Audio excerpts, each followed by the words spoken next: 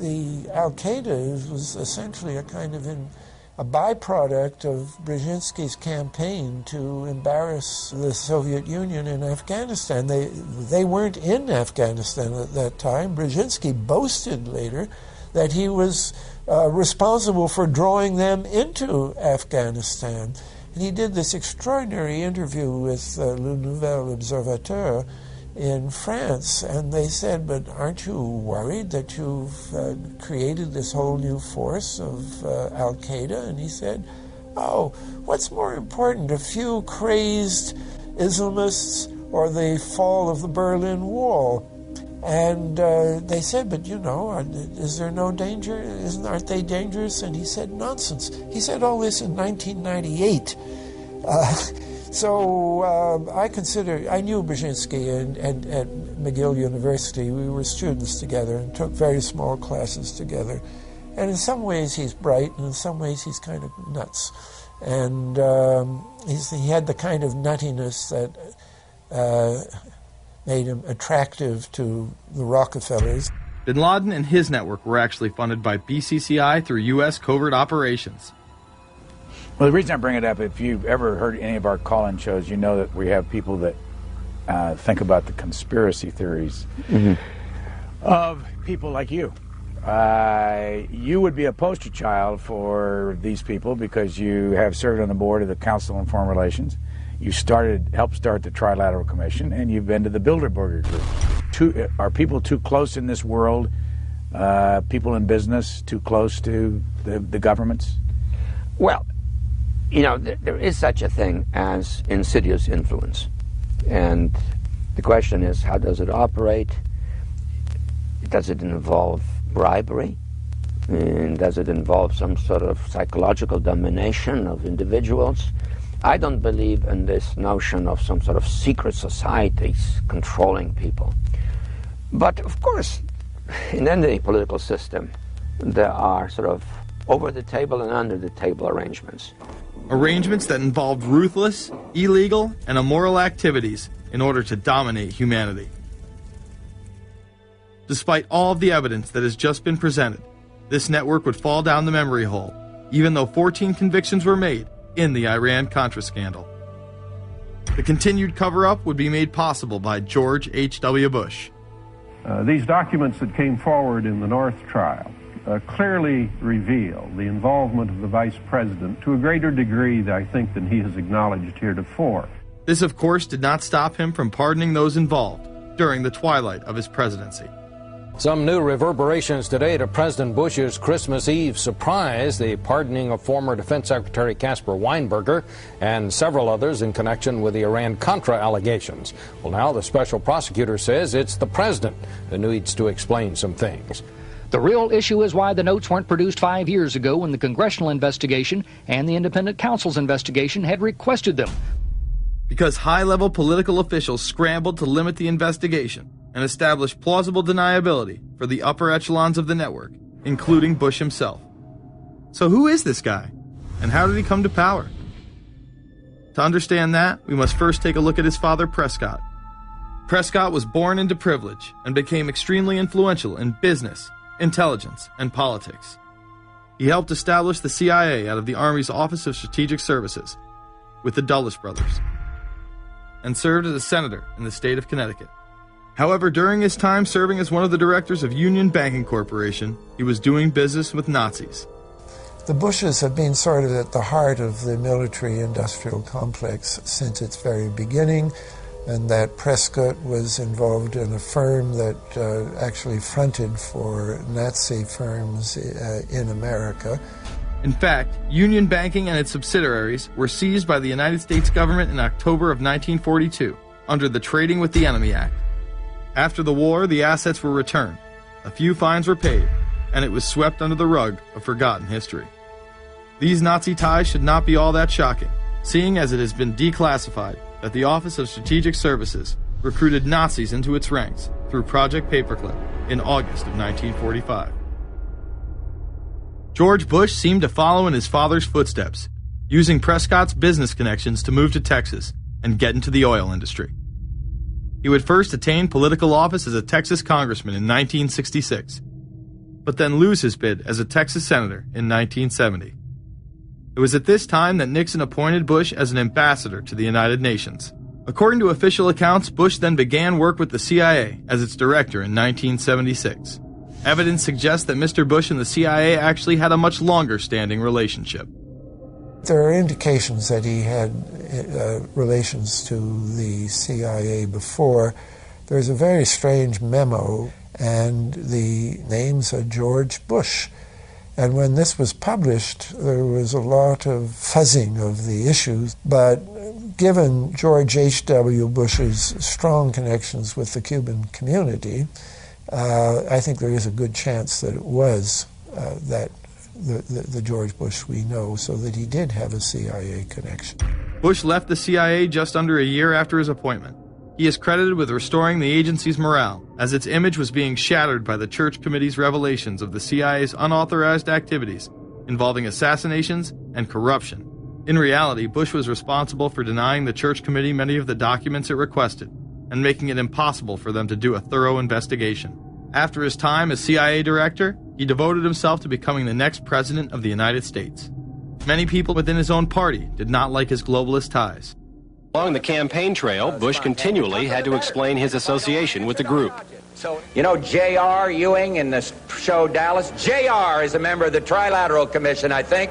It's got to be because it's so bad. Let me tell you something. I used to be a member of it. I resigned, as I did from every business thing I was in, to concentrate on one thing, running for President of the United States. Ronald Reagan initially had no interest in having Bush as his running mate. Even then presidential candidate Ronald Reagan had questions. I would suggest that maybe Mr. Bush would clear the air if he'd tell us why he resigned. Reagan's backers then forced him to choose their intelligence frontman, George H.W. Bush, as his vice president. But in spite of last year's campaign rhetoric, all seems to be back to normal between George Bush and his old colleagues. And President Reagan, who is relying on many of these powerful business leaders to make his economic package work, will host commission representatives at the White House Monday. After Reagan's election, there was an attempt on his life, just 69 days into office. Astoundingly, Bush would again be connected.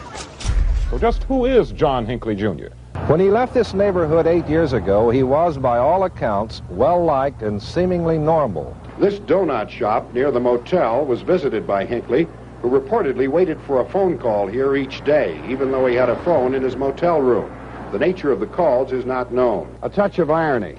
The young man walking with the elder Hinckley is 30-year-old Scott Hinckley, John Jr.'s brother. He and Vice President Bush's son, Neil, are friends. They had planned to have dinner together in Denver tonight. The plans have been canceled. We were told Hinckley was a madman acting alone. If that was the case, why was he making phone calls from a payphone down the road instead of his hotel room?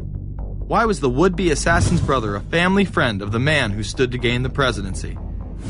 While Reagan led the nation in the public eye, Bush exploited his power through the largely unknown Continuity of Government Directive. In the United States federal government, there is a super-secret agency which controls this shadow government. The National Program Office allowed Bush and his network to attain executive emergency powers. Ronald Reagan authorized the National Program Office when he signed a top-secret directive in 1982. Oliver North was one of the key officers responsible for the program's startup.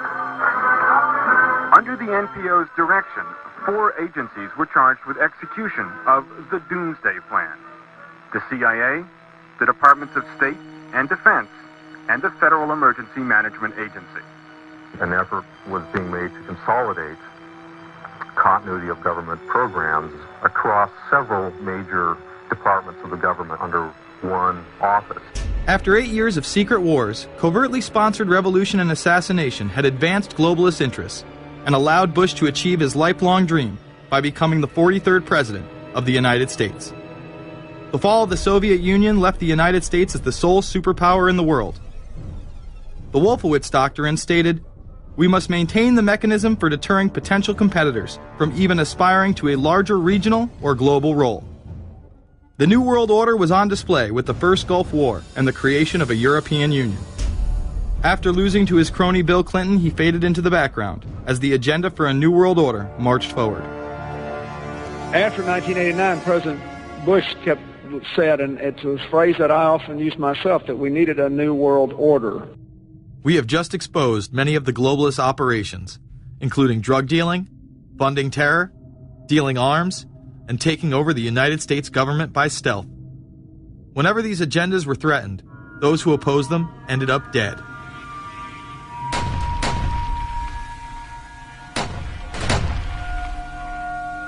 We've got some difficult days ahead, but it really doesn't matter with me now, because I've been to the mountaintop.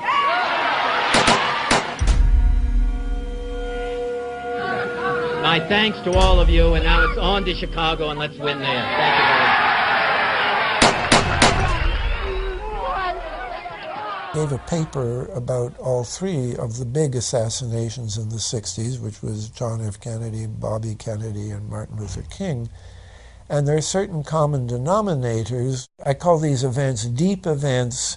We've become accustomed to the idea that every now and then something is going to happen, and we just know from the beginning we're not going to get to the bottom of it. And the more they happen, the more reconciled we've become to this state of affairs. In 1978, the House Select Committee on Assassinations could not ignore there was a conspiracy in regards to the assassination of John F. Kennedy and Martin Luther King Jr. Good evening. A congressional committee has concluded that President John Kennedy and civil rights leader Martin Luther King Jr., both of them, were probably killed as the result of conspiracies.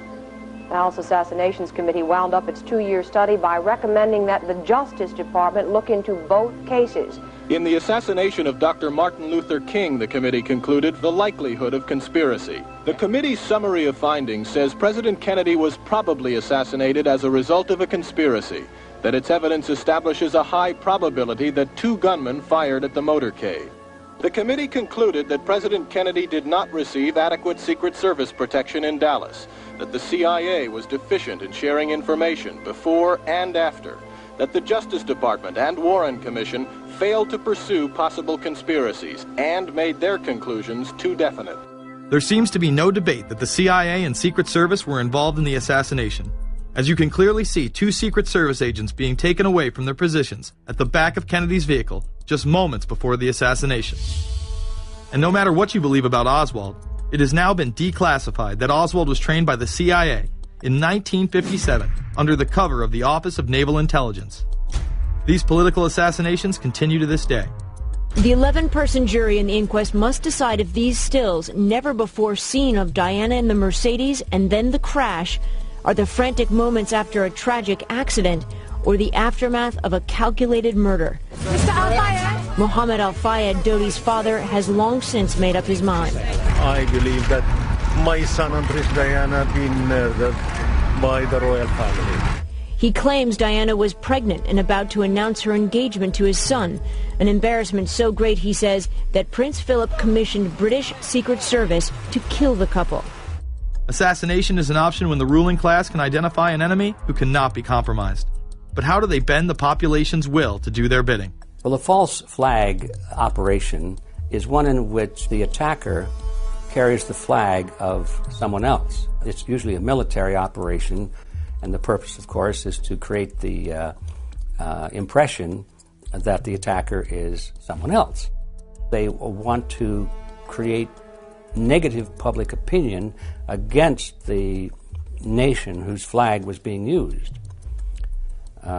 Or they may even not use a flag at all. This sort of thing is done all the time, and it's certainly not unique in history. I think we've been seeing a lot of it lately. Americans are easily motivated by false flag operations, and I think it's inevitable that we will see false flag operations in the near future. It is used in order to seize power at an accelerated pace. A very well-documented modern example of this is the Tonkin Gulf incident. There were 2 sets of Tonkin Gulf incidents. The first one on August 2nd were real but trivial. The second on August 4th, 2 days later, were the ones to which we actually sent planes off in retaliation and were, in theory, much bigger, a torpedo attack on a U.S. destroyer.